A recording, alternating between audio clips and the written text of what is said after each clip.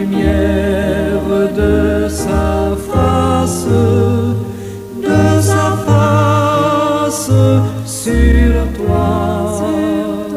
sur toi, use de grâce envers toi et te donne la paix, et te donne la paix.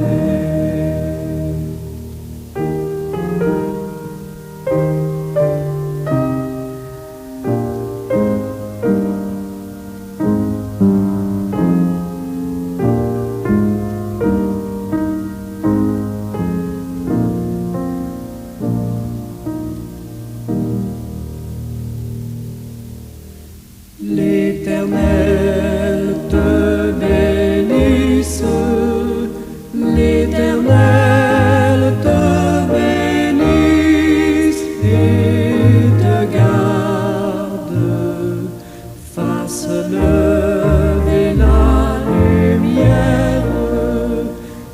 lumière de sa face sur toi,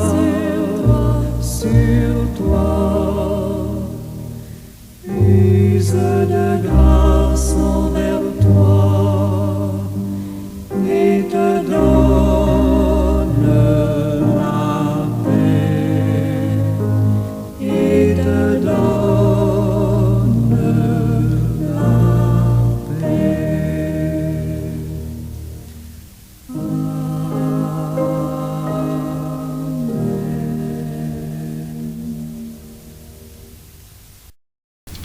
Seigneur Dieu éternel, le Dieu tout-puissant, le Dieu trois fois saint, toi qui es la lumière dans les ténèbres, toi qui demeures ferme quand tout vacille autour de tes enfants, je m'approche de toi dans le silence de mon cœur, reconnaissant de ta puissance constante, même dans le creuset de la souffrance. En esprit, Seigneur, je me joins aux autres élus dans la foi, qui sont éprouvés dans leur vie, pour te rendre grâce, Père éternel, car tu es l'auteur de toute espérance, et dans les moments où nos forces s'épuisent, c'est toi qui relèves et fortifies nos pas incertains. Ta miséricorde, ô Dieu, ne connaît point de fin, et ta bonté se renouvelle chaque matin. Seigneur Jésus, toi le crucifié vivant, tu as connu la douleur, le rejet, l'abandon. Tu n'es pas un sauveur étranger à nos larmes, à nos peines, à nos douleurs, mais un frère qui chemine avec nous dans la nuit. Dans nos épreuves, Seigneur, je viens déposer mes fardeaux et ceux de mes frères et sœurs dans la foi à tes pieds, car tu promets le repos pour ceux qui peinent et portent le joug. Apprends-nous à porter notre croix sans amertume et à voir dans notre souffrance un chemin vers ta résurrection. Esprit Saint, souffle vivant, viens purifier nos cœurs et renouveler notre esprit. Donne-nous de comprendre que la souffrance n'est pas vaincue, mais transportée par l'amour que tu verses en nous. Que notre douleur devienne prière, que nos larmes soient offertes en sacrifice spirituel et que, ô Dieu, notre patience parle de ta fidélité à ceux qui doutent. Merci Seigneur Dieu Tout-Puissant. Béni soit ton saint nom. En Jésus-Christ ton Fils, je prie. Amen.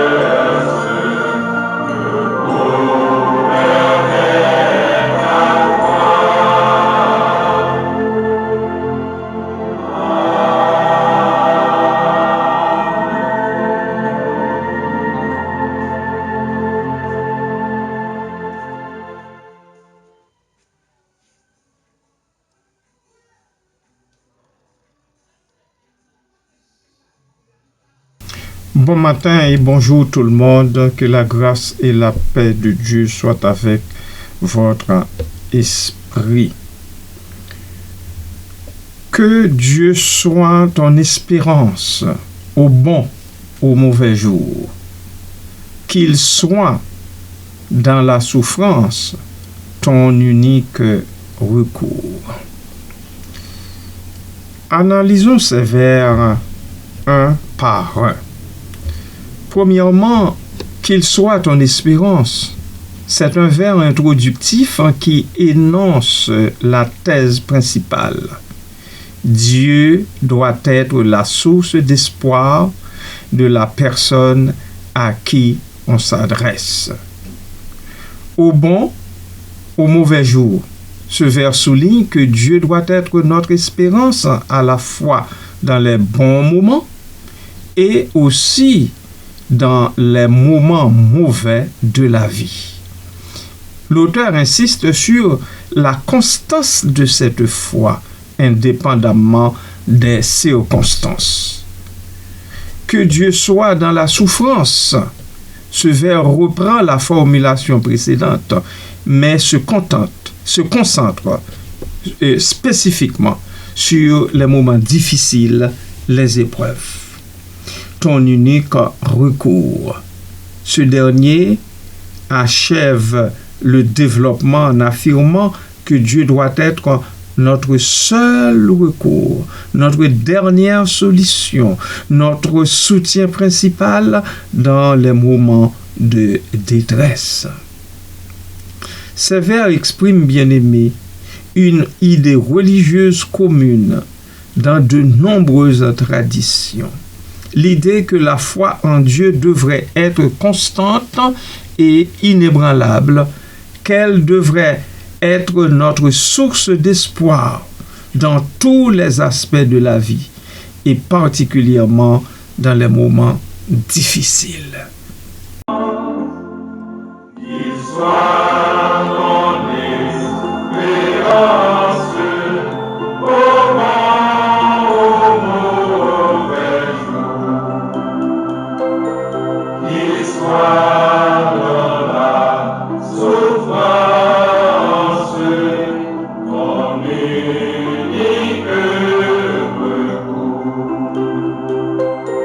Qui lui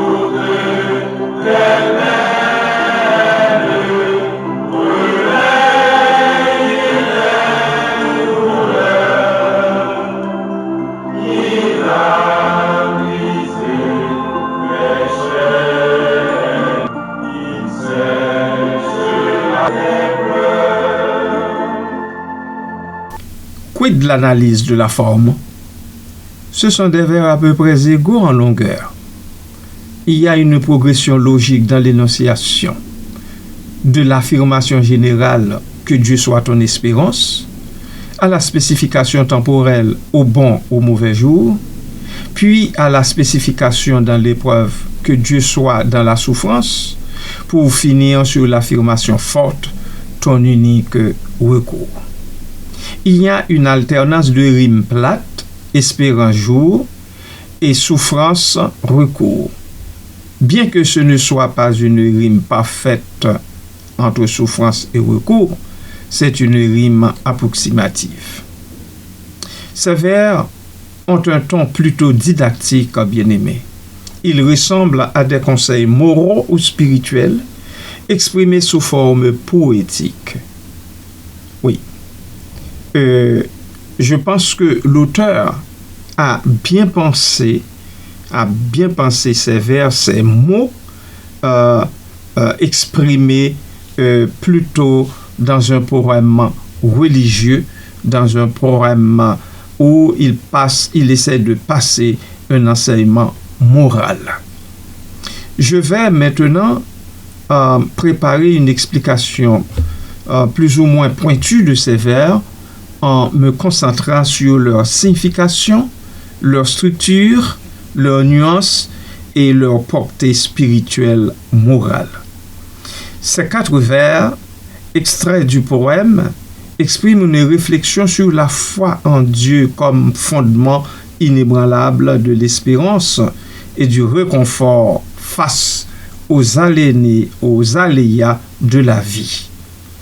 Je vous donne une explication détaillée de chacun des vers.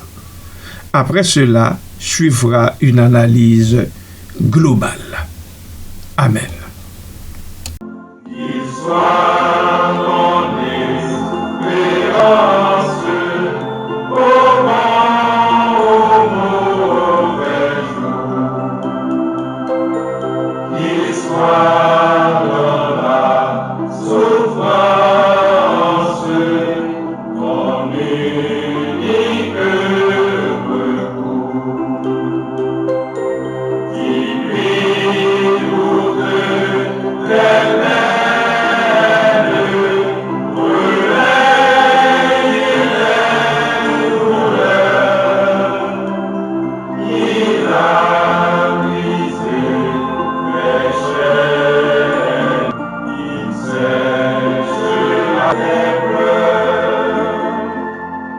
Que Dieu soit ton espérance.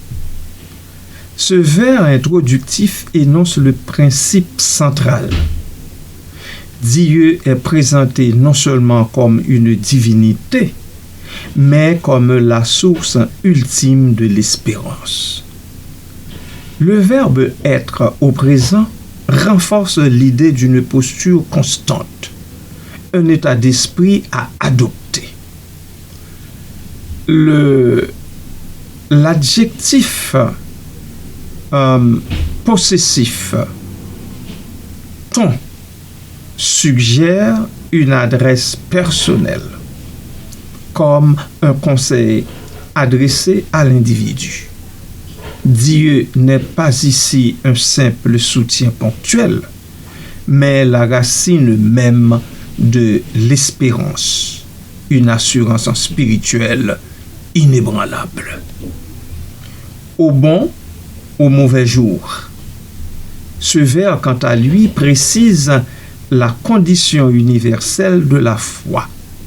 Elle doit être présente dans tous les moments de la vie, qu'ils soient heureux ou douloureux. La métaphore des bons et mauvais jours évoque le cycle naturel des épreuves et des joies humaines. L'équilibre entre ces deux termes souligne que la foi en Dieu ne doit pas fluctuer selon les circonstances.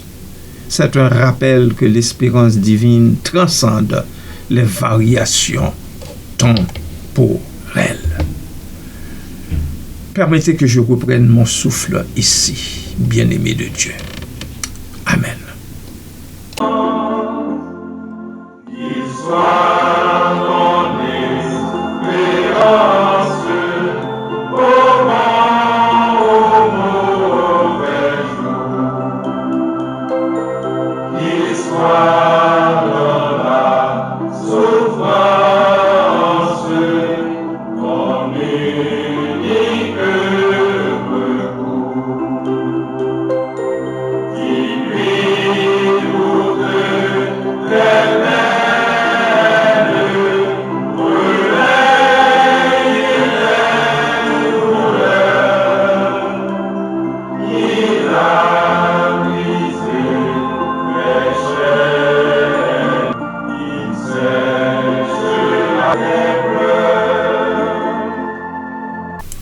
Que Dieu soit dans la souffrance.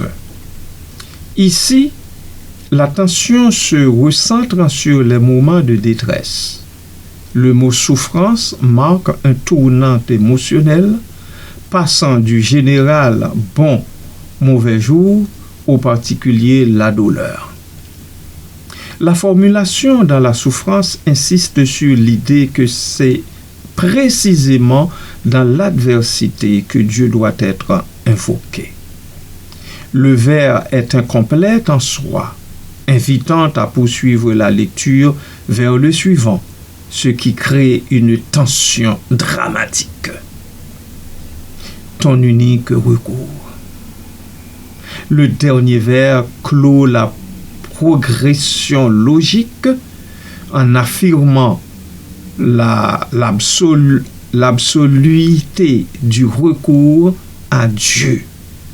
Le mot unique est capital ici, bien-aimé.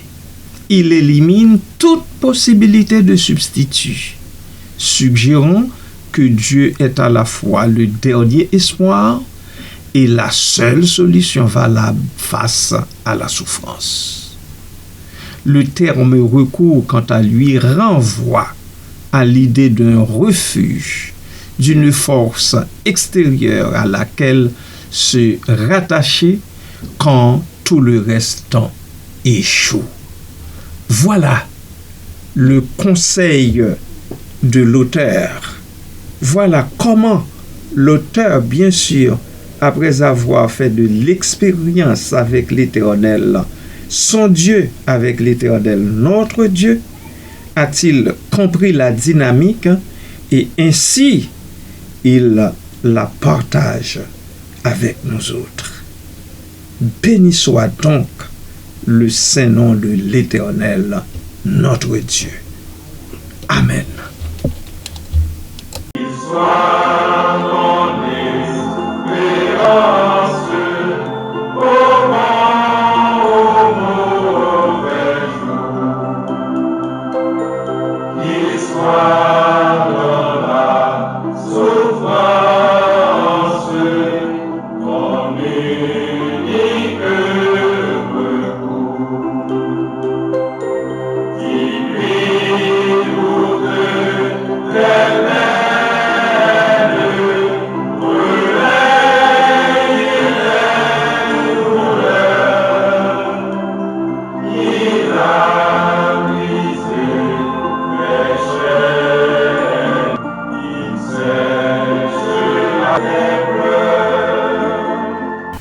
Voici maintenant l'analyse globale de ces 4 vers.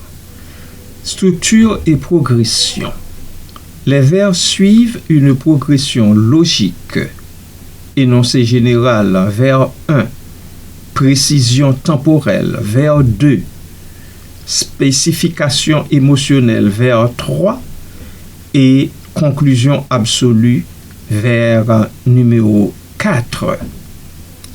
La répétition de la formule « que Dieu soit » crée un effet d'insistance, renforçant l'idée d'une foi inconditionnelle. La rime approximative, quant à elle, espérance en jour et souffrance au recours, renforce la simplicité didactique du propos, typique d'un enseignement spirituel. Portée spirituelle. Ces vers incarnent une vision providentialiste de la foi. Dieu est à la fois le garant de l'espérance et le refuge ultime. L'alternative entre bon et mauvais jours évoque une alternance inévitable de la vie humaine, où la foi doit rester un pilier inébranlable. L'insistance sur la souffrance et l'unique recours suggère aussi une théologie de la résignation. Dans les épreuves, l'humain, est invité à ne compter que sur Dieu, abandonnant toute tentative de maîtriser le destin. Portée morale, sur le plan éthique, ces vers exhortent à une constance plutôt intérieure face aux aléas externes. La foi n'est pas un refuge passif, bien-aimé, mais une posture active de confiance en une force supérieure qui permet de traverser les épreuves avec dignité.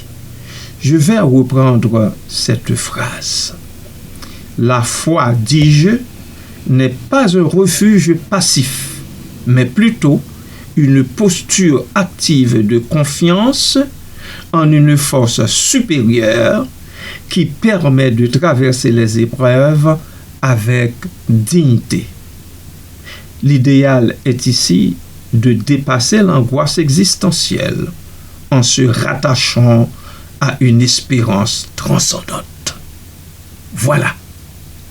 Et béni soit le Saint-Nom de Dieu. Amen.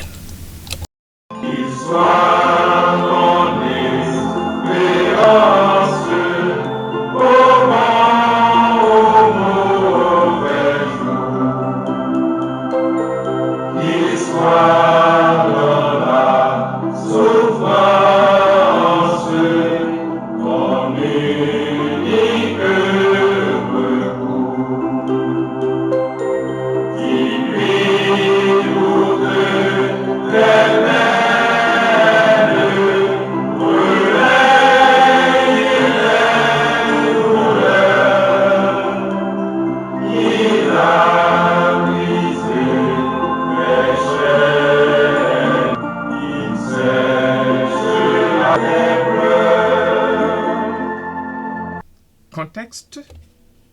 Cela va sans dire que ces vers s'inscrivent dans une tradition chrétienne, inspirée de textes bibliques comme les psaumes. Mon âme espère en Dieu, ou bien mon âme espère en l'Éternel. Psaume 103 et d'autres. Ou les épîtres pauliniennes, où la foi est présentée comme force dans l'adversité. Il rappelle également les thèmes des réflexions morales de Bossuet ou des pensées de Pascal, où la souffrance humaine est un chemin vers Dieu. Ces 4 vers bien-aimés invitent à une foi inconditionnelle et universelle.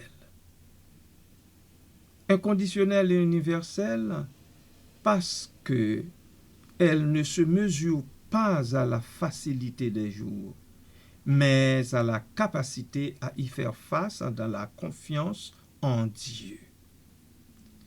Ils allient les vers, ils allient simplicité formelle et profondeur spirituelle, incitant à la foi en Dieu, non un simple réconfort, mais une voie de résilience face à l'impermanence et à la souffrance.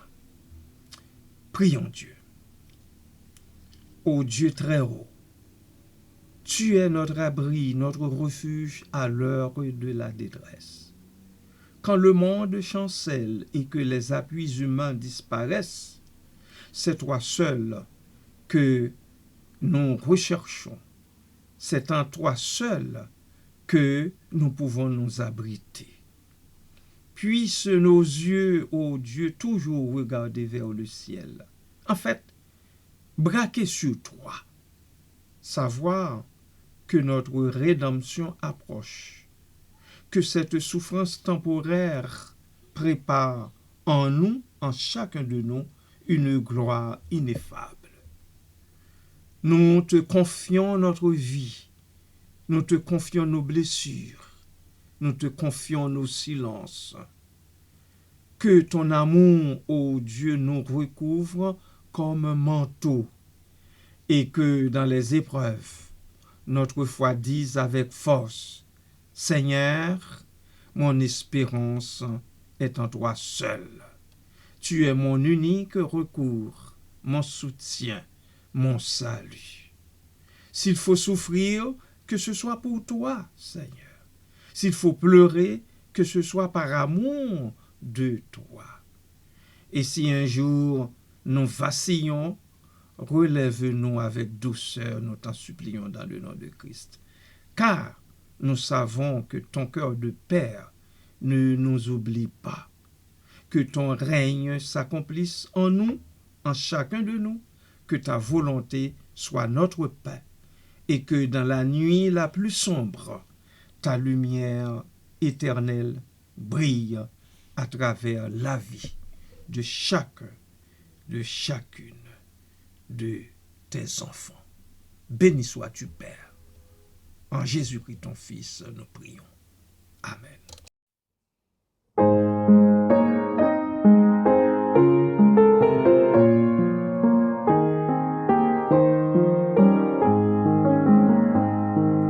Oh, croyons que Dieu nous donne tout ce qu'il promet. Un sauveur qui nous pardonne, un sauveur parfait, un sauveur plein de puissance sur la terre et dans les cieux, un sauveur dont la présence seule rend heureux.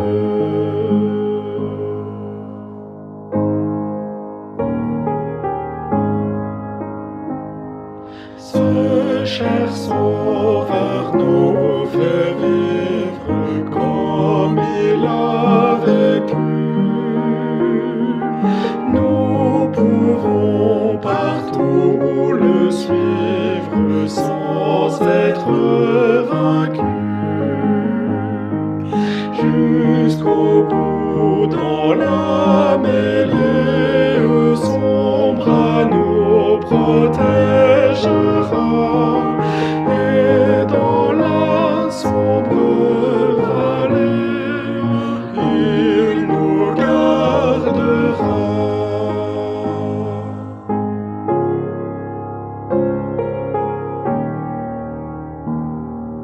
Ô Jésus, tu dis toi-même que ta forte main fait passer celui qui t'aime par un sûr chemin.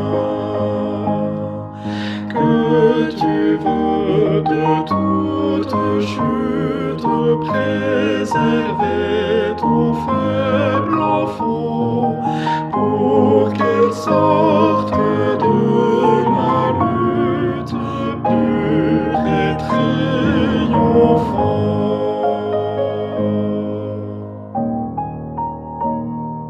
Oui, Seigneur, malgré l'orage et malgré la nuit, nous voulons prendre courage, fort de ton appui,